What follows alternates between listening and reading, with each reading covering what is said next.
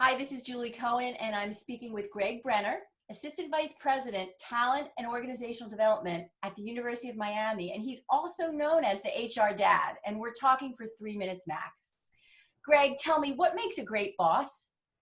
Do you know the boss that understands who you are, that knows your strengths, knows what your opportunities are, and still embraces you, that takes you through that developmental journey, and yet still can attain those goals that they're set forth by the company?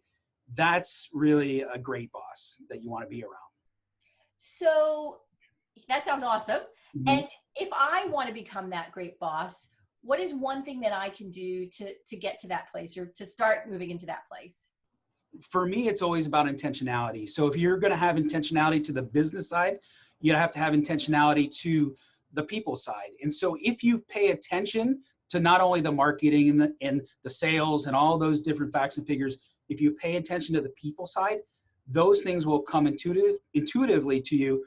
At the same time, you can build skill around that just as you do on the business side. Okay, so let's look at the flip side now. So what should I do if I have a bad boss?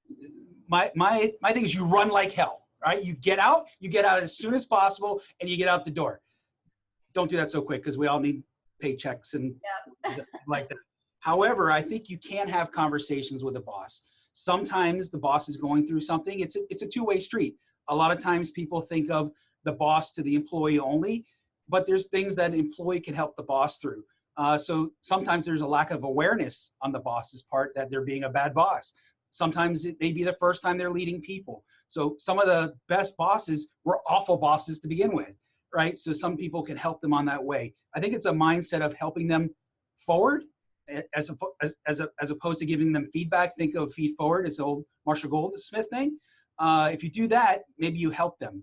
If on one condition that it's safe to do so. There is such a thing called CLM, which we call, somebody taught me that years ago. It's a career limiting move. If you have that conversation, but you have to know when to have that conversation or not.